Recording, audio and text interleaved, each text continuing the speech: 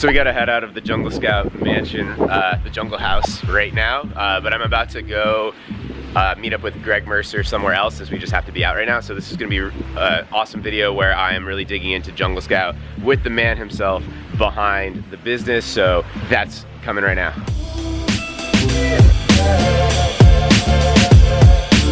So real quick before we head out to the Greg Mercer sort of interview-ish section of the video, we've been at Brand Builder Summit for the last few days, so I just want to get like a quick few like from other people that are here at the house with us, like, you know, what were the big takeaways. So I'm here with Sammer Brax. What's up, everybody? I'm sure a lot of you guys know him already, but if you don't, he'll be linked up, as well as everybody else I'm about to probably do a quick little thing with. So yeah, I mean, for the couple people, who are you?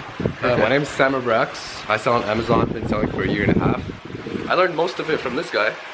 And I also have a YouTube channel where I documented from day 0. And now you passed me in subs. Yeah, so. Yeah. So anyways, like, just to, you know, keep it to the point for the video, like, what did you get out of the conference? Like, it doesn't have, it could be tactical, it could be just the overall mindset type of things, but what's like standing out to you in the conference? Well, the first thing is to come to these conferences, and that's something that I need to tell you, because that's your first one. So we need to do that as much as possible, because you get to meet so many people that each person is doing something different. You get to learn at least one thing from each person, and you get to meet future business partners. Yeah. And then the second thing is something that I started doing recently, but I need to systemize a bit more everything that I'm doing. So like launching a product, I need to make sure that I create kind of like a machine to launch products, so that SOPs and all exactly, of that, so that I don't have to figure it out from scratch every time. Yeah. And so that if I have an idea, I just run it through that machine and then the product pops out. Yeah. One more thing, a bit more technical, is vertical ads on Instagram stories. That's something that I gotta work on when I get back home. Yeah. Some ads for stories to swipe up, and what I learned from here is to make it as natural as possible, not to edit anything if possible. Yeah, film it on the phone, do it as if you're just doing a regular story. Exactly. But like you've done in the past for your YouTube channel. Like, hey guys, YouTube. Yeah, but doing that for the physical product brands, even like put the story behind it and all that. Yeah. Exactly. And on that also was like user generated content. That was a big like theme as well. You know, getting your customers to send you little video reviews, little things, but using that in your ad creative. That's actually my idea, because we have nothing now. It's the new brand that I'm launching. And this swipe up ad is gonna be, hey, we need your feedback on this. I'll say it in a way that's interesting for them. Yeah. And then once we get their feedback, that's gonna be ads for later as well. Sweet. Yeah, so Sammer Brax, YouTube, Instagram. Swipe up. No. Yeah, swipe up on YouTube. So one more of those before we leave the house. Here with Tom Wong. For anyone that doesn't know him, what are your handles? What do you do? My handle's at tom.com.ig. That's my Instagram. And then Amazon seller. YouTube, Tom Wong. Yeah, Tom Wong. Yeah. Hey, I appreciate you saying that, man. My last name is actually spelled W-A-N-G, but the real pronunciation Chinese is not Wang, but it's Wang. I learned that on video. It's a great video. Let's like recall that, Francis. Guys, this is Tom Wang from FBA Hustlers. It's actually W-A-N-G is pronounced Wong. It's a Tom Wong. Yeah. My bad. You learn something new every day. I guess I never heard you say it out loud. You learn something new every day. My bad. It's all good. Anyway, yeah, I'm from Vancouver, Canada, and I sell on Amazon and Facebook group, YouTube, all that stuff. Yeah, the number one takeaway I got from this conference was, you know, I own a skincare company, so I've always tried to create that brand story because I can't really connect with my audience, and it started off with just like an Amazon listing, and it kind of became a broader brand. And I always knew the importance of having a brand story, but I didn't really know how to like create a brand story. So one of the things that I learned from this conference is that the brand story is not about you, it's about your customers. So that was a huge mind change for me. It was, now what I have to do is I have to interview my customers and get them to fill out surveys and all that stuff, and then using that commonality between all of them, then create a story based on them, not on myself. And your product fits into their journey. Yeah. You're not just be like, hey, this is the story of our brand and our company. This is the journey you're on and how our product fits into that, and leading, whether you buy it or not was even a takeaway. It was like, you know, just leading people on that journey and the story that they're on. So finding the story that they're on and how you fit into it. Yeah. That was a big one for me too. Yeah, exactly. Yeah. And like another mindset shift was like, you know, the guy who has a deodorant company and he grew it from 0 to $100 million in 2 years, selling a $12 bar. Yeah. That's like freaking nuts. Yeah, that was wild. That was crazy. So yeah, so Come along, check them out. Sweet, thanks. Cool, man. All right, headed out to go film with Greg. This is a sick P100D. Still got the GTR that I've had all week here. It's not mine, it's Turo. Say goodbye. Yeah. Goodbye to the jungle house. Goodbye, jungle house. It's all right. Boom, boom.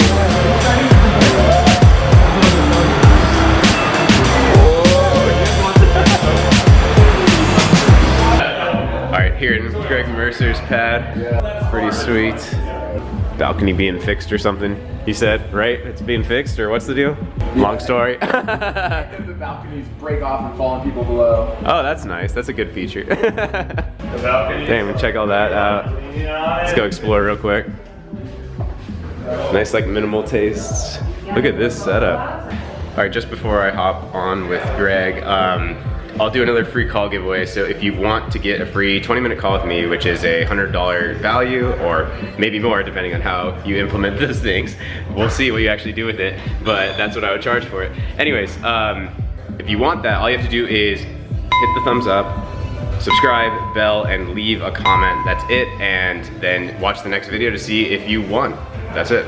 Yeah, here with Greg Mercer. So anyone that doesn't know Greg or Jungle Scout, who are you and what's Jungle Scout? We'll start there just for the people that might not know, in case. It's Greg Mercer, founder and CEO of Jungle Scout. Jungle Scout is a product research tool for Amazon sellers. So I'm an Amazon seller, and I invented Jungle Scout as a need for myself. In order to scale up my business, I wanted to launch more products, and before Jungle Scout, it was very hard to figure out what the profitable opportunities would be on Amazon, and that's how Jungle Scout was born. So it's a software application that helps users find profitable opportunities on Amazon. And it's like 4 years old or so. Yeah, it's about 4 years old. Yeah, we were talking because I remember like the original spreadsheets. So they used to send, like, before Jungle Scout was even a paid like app sort of thing, it was they'd email out these spreadsheets that would show you like this BSR means this, and that was like the early days of like Amazon before Jungle Scout, you know? I remember back to that and how awesome that was. So you've built quite the business with it. I definitely want to like zoom out to that maybe at like the end, because I'm just fascinated by, you know, you as an entrepreneur in general, outside of just like, obviously you've done physical products a long time, but now this business is incredible too. So I want to get to some of that for sure. Yeah, I mean, I know something that, like, to start with a tough one, we kind of talked about it on the live stream, but like the question that I probably get the most is like, well, there's Jungle Scout and there's this one and there's this one, and you were saying some interesting stuff yesterday about like how you've actually done tests to compare them. Like, can you talk on that a little bit? Yeah, I can actually. I mean, what I'm describing is, I'll get my phone out so I give you the exact numbers. But so a lot of the people use product research tools in order to get the sales estimates. That's like one of the most valuable pieces of information that come from these is the estimated sales. So for those of you who aren't familiar, Amazon doesn't release how many units are being sold on a monthly basis for these listings on Amazon. So these are derived by the service providers. And that's really like the biggest value add that these tools give, is they show you how many units are being sold on Amazon, like on a monthly basis. And what we found was pretty interesting in the fact that there are the results really vary widely depending on which tool you decide to go with. So what we did is we, for like one of these case studies that we just finished last week, we asked about 50 or 60 Amazon sellers to give us access to their business permissions inside their Seller Central account. So we could see their actual sales for the past 30 days. And then what we did is we ran Jungle Scout and like our top 10 competitors to see, because we also want to know for our own information, right? We're investing a crap ton of money in this. We better be the best, or else like something's going on, something's wrong. So it's pretty interesting. So like Jungle Scout was the most accurate, which is of course why we want to publish this. The next best was Viral Launch. They're about 30% less accurate than Jungle Scout. I said the second. The third was Helium 10. Their median deviation was 46%. And then just to skip down to the bottom, I don't want to pick on these guys, but the worst two were Unicorn Smasher and Maze Out, and they were close to 100% variance on actual, which is really bad if you think about it. So I mean, like if they're estimating 100, that means it really sells between 0 and 200. Right. So that's like That's a pretty wide far range. off. Yeah, that's too much of a variance to work with. Yeah. Right. So some people are like, oh, should I like use like these free tools or whatever? And it's like, well, so that's kind of why we did this. Is like, are these free tools really worth it or whatever else? But it's like at that point, if it's 100% difference, you might as well just like flip a coin to try to estimate sales instead of using them. True. Yeah, I love that. Like you guys are doing those tests. I mean, that just like the fact that you're doing that and not just be like, oh, whatever. Like that's really cool. And something that like I get a lot is just like obviously the question of if it's accurate, and like we talked about this a little too, is for me it's like it's a ballpark anyways, but the fact that it's like 100% is not going to work, but like it doesn't necessarily have to be 100% accurate, but being as close around that range, because the way I use it and the way I like recommend using it is like, you know, you're doing it to get like, is this a viable opportunity or in this range or is it not? And it does, like the difference between 31,000 revenue and 30,000 revenue probably shouldn't make the difference anyways if you go after that product like that. That small variation. So like that's the way I use it. Obviously there's no way of you to get the exact actual you know, it's because it's a flux every day. Totally. The BSR means something different today than yesterday because of the overall volume of sales might vary. Right. Yeah, but actually what we do now, instead of using like just the snapshot of the bestseller rank, so like when we show you like the previous 30 days sales history, that takes into account all the data points that we've collected for the past 30 days. So no longer is it like just a snapshot in time, it's like the actual 30-day history of that. Right, okay. And so just to be clear, like Jungle Scout was still, even though it was the most accurate, it was 25.4% was our average variation. So still like so if Jungle Scout's estimating 100, what's that saying? Like on average is really between 75 and 125. So it's still not perfect, but that gets you like much better in the range than like 100% deviation. And right. And I'm sure it varies at different times with categories, and one might be perfectly accurate. Absolutely. One might be 25 over, one might be 25 under, one might be 5 over, 2 and certain under. ranges are a little more accurate than others. This was just like the sum of all the results. Yeah, probably like one thing I've seen is like sometimes it seems like one category may go out of whack for a short period of time or something, and then people are like, well, is this accurate in like pets or something? And that, you know, that's why you have to look at historical, and you have to like, you know, to do some digging and stuff like that. Yeah, so like how does that science work of like really digging into what's happening across different categories and like all of that? Yeah, really good question. So just to give you like a little more like behind the curtains look of like how this all works. So we have a 4-person team who are dedicated to our sales estimates. So on there, it's 3 PhD data scientists and 1 data engineer.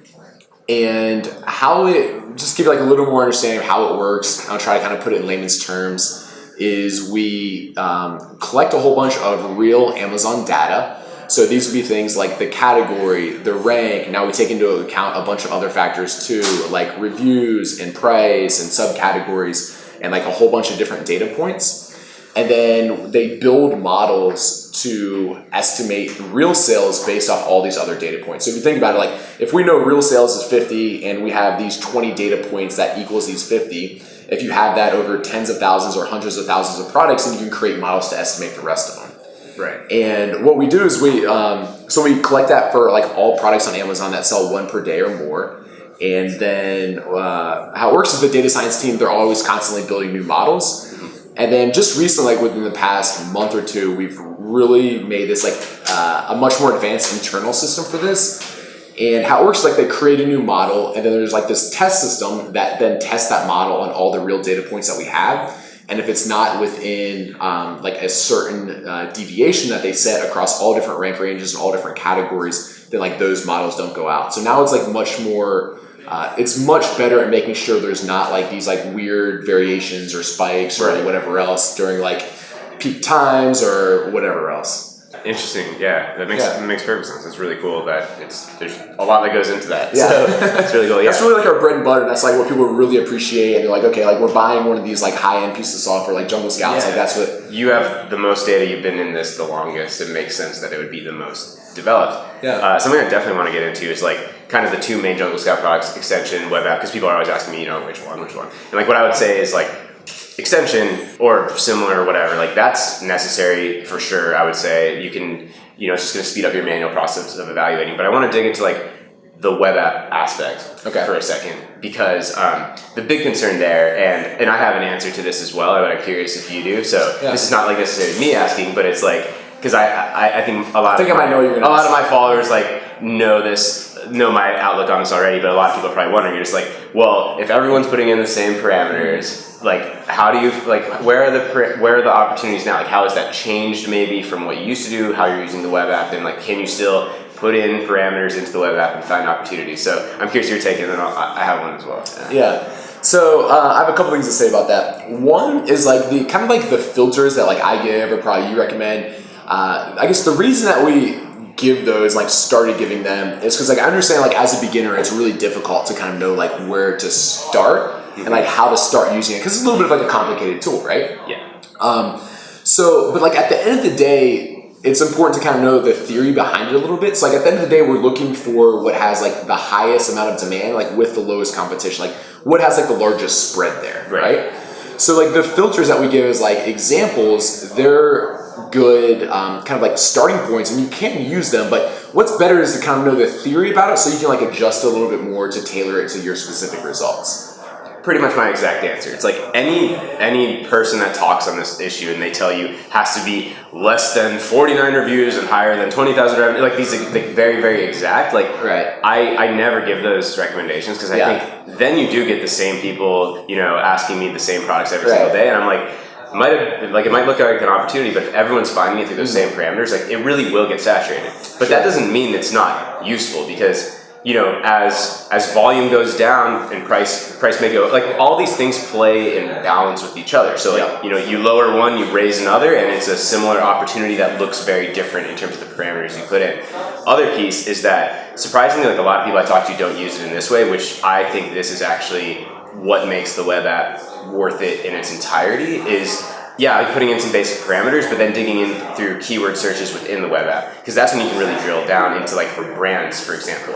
Like, because I talk a lot about building a product line, so I find it to be extremely helpful. Like, say you already have, or maybe you discover a product through it, or maybe you do it through your own digging and using the extension and things like that, but you have a product idea already that you think is the opportunity. Let's say it's like a hockey stick or whatever. Well, now you might go to the web app, put in the keyword hockey, find other products that are related, you know, sorted by revenue, look at the competition, all that type of stuff there. Because, well, competition, I'm doing that more with the extension than the web app. The web app is more discovery, but you might just find other related products that are more drilled down. Whereas if you're putting these parameters in just all of Amazon, it's like broad. Whereas if you're looking at a niche you've already kind of honed in on, then you can find really unique things, and it fits right into product line and finding other products that would be synergistic, and helps you envision your brand right there. Because maybe you don't know what you'd be getting into next, but now all of a sudden you type in like, you know, barware or whatever, and then you find all these other, that's probably even maybe too broad, but like to me that's like why I recommend the web app the most, because I think that's huge. So and I only say it because it seems like a lot of people don't use it that way. But I think it's like there's a lot of different like powerful ways to use it. I'm glad you brought up that one, because that's something that I think you're right, like not enough people probably use it that way. Something else that we can touch on here, Matt, is like a lot of people I know say, hey, like Jungle Scout has like a whole bunch of customers, like with everyone using it, isn't everyone looking at the same products? And we kind of address that a little bit with like the different types of filters that you enter. But something else to understand is we have like 99% of all products on Amazon that sell one per month or more, okay? So there's like 400 million products on Amazon, but there's only like 80 million that sell one a month or more. It's like a whole bunch of like books, like weird stuff or whatever else. That never sell. That never sells. So it's like that just clogs it up. There's you like don't good need opportunities. to use that data. It's just going to slow down. Totally. Oftentimes people are like, well, you know, I think a lot of times people are under the assumption that there's only like a small subset of data inside of like the Jungle Scout web app. So that like if everyone's looking at that, then they're only looking at those like 10% of products on Amazon or whatever else. But in reality, like you're just looking at all products that do well on Amazon. If we're just simplify that. I think that it just becomes a problem when people hone in on such exact parameters. And then like, you know, if 10 different people put in those exact parameters and it spits out the best results and it's the same on everybody's screen, then it is a problem, but that's why it's not really good advice to just go do that. But it might be good advice as a starting point, so you can understand, like, well, I want to find the right balance of opportunity versus competition. So it's a good place to start.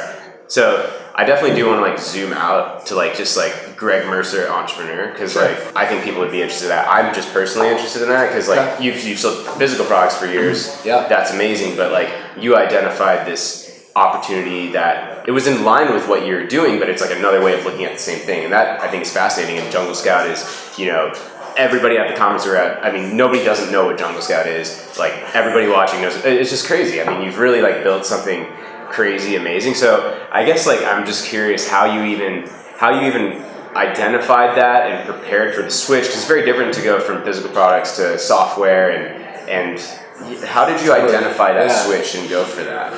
Yeah, so this was actually like kind of a hard thing for me, because when I invented Jungle Scout, my physical products business was doing very well. So I was like really concerned with like, am I like getting distracted by something? Like I already have something that like works really well, that like is making me good money, and like I understand like how to grow it and scale it, and I've like figured all this out.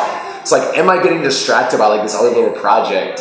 So yeah, it was kind of interesting. A little project turned out to be quite big. But yeah, I guess we were talking about it. It was just a little project at the time. Like I wanted this for myself to help me find new products to sell on Amazon. Yeah. So I was like, okay, if I build this, I want to use it for myself anyway. But if I can just sell, like at the time it was just the Chrome extension, and it used to be a lot more bare bones than what it is now. But I was like, if I could just sell like 50 or 100 of these or whatever I calculated, I was like, I can pay for like the cost of what it took to build like the MVP. Yeah. So that was kind of like my goal. I think you've mentioned like publicly like what the first version cost, or do you? Yeah, no, I think the first version was only like a few $1,000 or something. It was really cheap. That's so cool. Yeah, but it was also pretty crappy. Right, it wasn't what it is. The current one I'm sure costs a little bit more than that to develop, but that isn't. It's just so interesting to think that like it's another opportunity, and like it's serving the same industry we're all in, but so I had no idea it was going to be as big as it was. Like, so that was kind of like my mindset. It started to like pick up some pretty good traction. So I was like reinvesting all the money we're making back into making it better, like continue to like grow the tool. And then I think it took like a year in, and that's when I was like, crap, like maybe I should really start focusing on Jungle Scout, the software stuff, instead of the physical products as much. And I think it was also at that point I'd been doing physical products for I think like 3 or 4 years, and it wasn't quite as exciting to me anymore. Whereas like software was like this new challenge. It was like to learn something new. I was like, I got to learn something new. It was like a new challenge. It made me like uncomfortable and pushed me to new boundaries. So I think I was motivated by that much more than like the potential money that it could make me. Yeah. For context, as much as we can, like what are you comfortable saying in terms of like where the business is, like in terms of how big it's scaled? So the business now is about we have about like an 85 or 90 person team. So it'll be like over 100 people by the end of this year, 2018. We have over 200,000 customers. So it's pretty crazy. Like it's a little bit less than 4 years old to go from just me and one developer to almost 100 people on the team. Sounds like that $3,000 was pretty good. But it's funny. Like I don't want to derail this too much. Like before that, I did have like 2 like failed software projects too. Oh really? Yeah, and these are the types of things like most people don't talk about as much. Just like all of like the hard points and all like the failures I've had as well. What were those? Like we don't have to go too deep, but I'm just really curious. Yeah, like one was actually comparing like Amazon warehouse deal prices to like eBay prices for like an arbitrage opportunity. Okay. And the other was like something a little bit else, like not related, but what it came down with those is like I just didn't hire a skilled enough developer with my like lack of software experience. Like just the combination of those is what led to that failure. So this one just tapped into such a need. Like I obviously I think a massive part of the growth was word of mouth. I mean everyone just was talking about it, knowing what it is. But what else scaled it other than just the fact that it struck such a need and everybody talked about it, and it was just like the clear choice for that thing what else is that's a good question at this point? I think I've thought about this a lot, right? Because like everyone wants to hear like when I'm like speaking at events or whatever else, like what's your like formula to success or whatever else, and it's so hard to know like for sure. But the factors that I think really led to that is a number of things. One, our timing was really good. Like I got lucky with the timing, to be honest. Well, you did it. But like that was also like if you look at like Amazon's like stock prices, pretty much like right when they started to take off, that's kind of like when Jungle Scout was launched as well. So like that's also like part of like what led to this like big opportunities. Like I lucked out with the timing as far as that goes. So like that was important. Probably the biggest thing was just that it addressed that need. Like pre Jungle Scout, most people don't realize that these days, because like there's a number of other tools as well, but before Jungle Scout, there was actually there was nothing on the market to show you how well products were selling on Amazon. Yeah. And we were like at such a huge disadvantage back then because you just had no idea what was selling well. Yeah.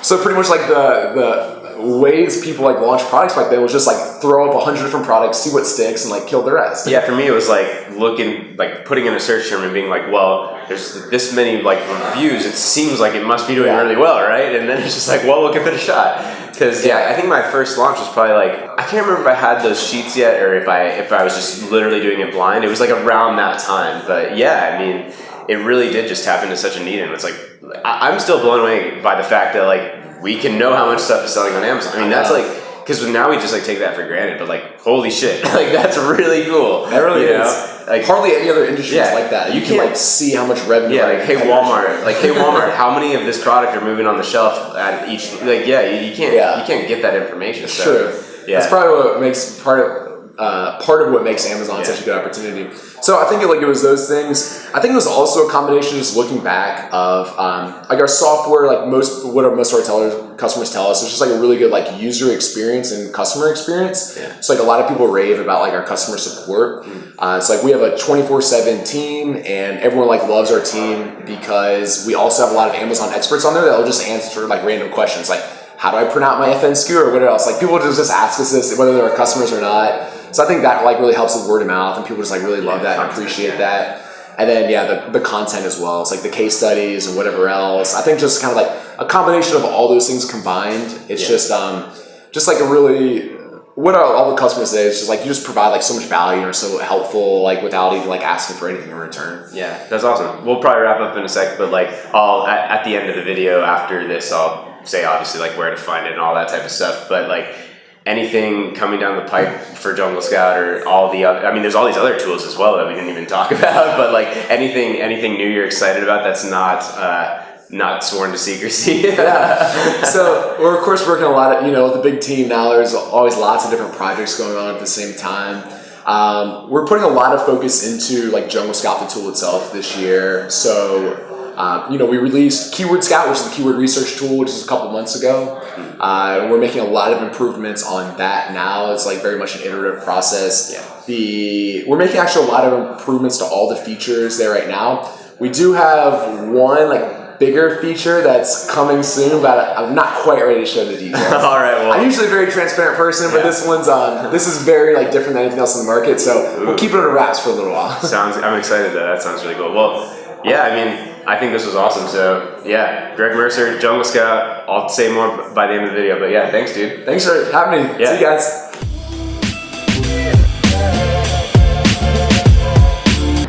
All right, at the airport, Austin's been fun.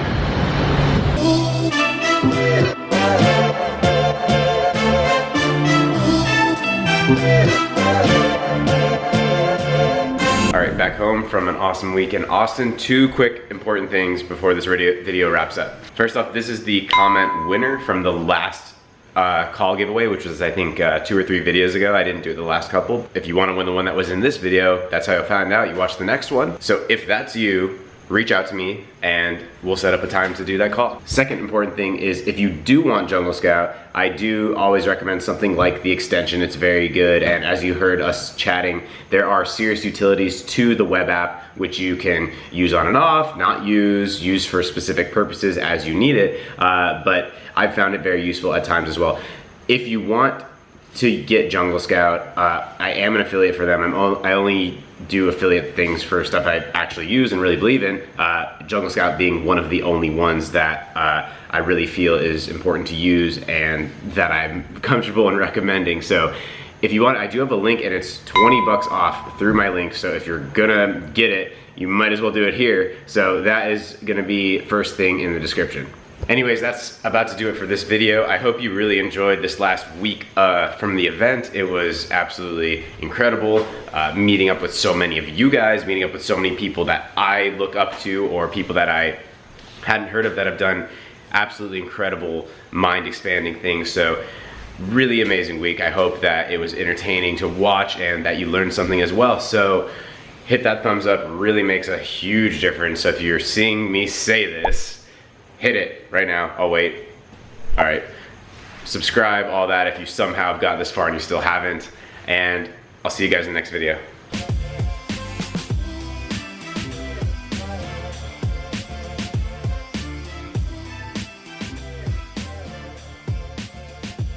About to head out of the jungle house.